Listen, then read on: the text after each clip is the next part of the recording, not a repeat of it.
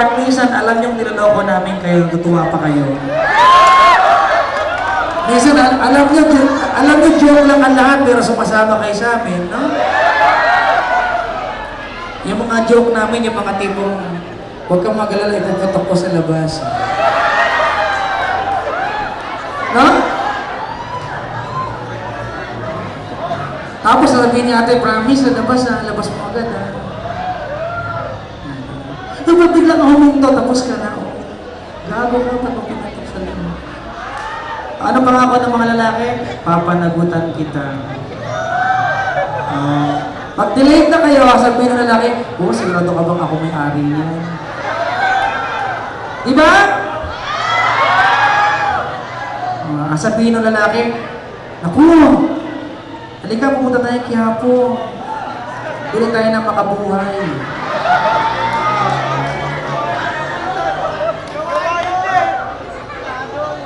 Ano to, Pep? Ha? Gawain ko! Idol ko rin sa... Mga kaibigan, wala pa akong talent, ha? So, mamaya kakanta ako, try na magkwentuhan habang kumakanta ako. Ang iksi ng short smooth eh. Kaunti na lang, pek-pek na yan. Huh? Iba na ang panahon ngayon, no? Ikaw din ang iksi din. Lapit na Pepe. Pag ba nakakarinig ka ng pek-pek na mabasasal kayo, huwag kayo mapikon pag na pek-pek, na suso, huwag kayo mapikon, alam nyo kung bakit? Kung mapipikon kayo, dapat mauuna kayong mga lalaki mapikon. Ginagawa ng kitchen yung titi namin eh. Ito, nakakita na ba kayo ng ganito? Hindi ko lang alam kung bakit si Penda Flex may ganitong kitchen. Pero di ba, hindi ko talaga maintindihan bakit pag lalaki, dapat okay lang na yung bahagi ng katawan namin ay pakalat-kalat sa mga souvenir shop, no? Pag ginawa namin kitchen yung pek-pek niya, baka magwala kayo. Baka di ba, no? Baka i-report niyo kami sa Commission on Human Rights, tama? O kaya pag binibiro kayo, Pepe, huwag kayo maasar sa amin, ha? Ganti-ganti.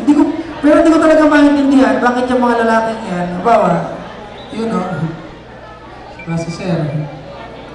Sir, no? Sabi ni Kuya, gago to, ha? Huwag ka na magalit sa chupain na lang kita.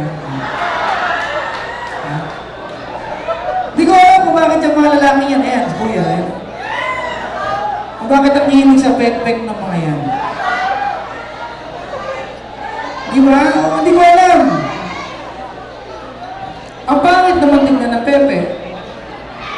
Tama? Kung mukha mo, maganda tingnan yung Pepe mo. Serious? May mga sobrang laman na hindi maintindihan. May mga balat na walang silbi pero nandun pa rin.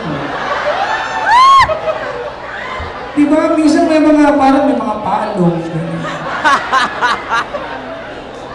Nung bata kayo, medyo lamang kayo sa amin. Kasi nung bata kayo, yung pepe nyo, pag ito talaga yung hulma, yun talaga yan. Yung sa amin, ang pakit tingnan ng bata tayo, no? Minsan nalaki ng itlog, yung titi, hindi makita. Bakit? Dati pag ako, hinahanap ko pa eh, kasi nabay. Pero nung lumaki na tayo, nung mga gantong edad na, bawas kulado na yun sa amin, no? Yung sa inyo, kailangan pa ng pH care para bumango. Kami pagpag lang, okay na. Meron akong moral lesson na. Sinasabi ko lang po, maghanap pa rin na lalaki kahit bakit kayo at bakit yung pepe niyo, mahal pa rin kayo. Kasi ang mga lalaki, magkasabi ng I love you, makuha lang yan, panty niyo. Tama? Pag-ingat po kayo, marami mong lalaki na pinapainom lang kayo, mamaya hihibuan kayo, baka magustuhan nyo yan. Tapos sabihin nyo, di ba, ayun ka, ba't mo ginawa sa akin to? Pero nung ginagawa sa iyo, tuwang-tuwa ka. Ang mga Pinay conservative pa rin? Ha?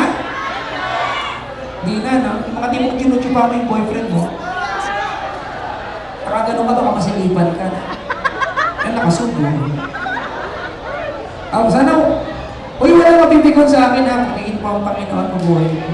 Alam niyo yan, mga video-video Iba sa yan, mga radyo kaibigan. na sa ano. Ayun mga komensyante Iba yan, talaga kami sa na yung mga live sa biktima radyo. ng mga YouTube, no? Pag nakapagbilaw ka ng mali, tumawa naman kayo, upload nyo, tapos laitin nyo kami, no? No? Tumawa naman kayo, di ba? Mga kaibigan, kakanta ako, pwede ba magkwentuhan lang kayo? Huwag ko kayo pumalakpak dahil ayaw ko po nang gagawin ko.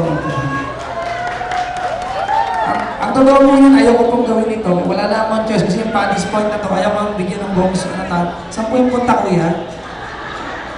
Dito po yung bulwagan ng katotohanan. Doon po yung CR ng terminal ng bus. Ay, magpapakilala lang po ako mga kaibigan. Obviously, ako po si Papa Jack sa Love Radio at may programa po ako kada gabi, 9 p.m. hanggang 2 a.m. Pagkatayin nila ako kasi kayo po nagpapakain sa akin. Lahat po ng meron ako sa buhay, pambayad ko ng mineral ko, ng tubig, pambili ko ng pantalon, ng brick, ng sipinyo, pagkain ng asawa ko, pambili ng pagkain ng aso namin. Lahat ng panregalo ko sa mahal ko sa buhay, kayo po nagbigay sa akin. Maraming salamat. Kung hindi po kayo nakikinig, walang-wala po ako ngayon. Maraming salamat. Kumakain po ako 3 times a day. Minsan nga madalas sobra pa kaya taba-taba ko na share dahil po sa inyo. So maraming salamat po ha. Thank you, Pera. Virgin ka ba? Ay! Daddy, biro lang ang lahat ha. Okay lang po. Baka mapikon po kayo. Ha? Tatay mo? Hindi po kayo magagalit sa akin, biruan lang. Asawa niyo po, your wife? Okay, English ba? English? English? Sir, ikaw. Can you buy me sisig? Ayaw.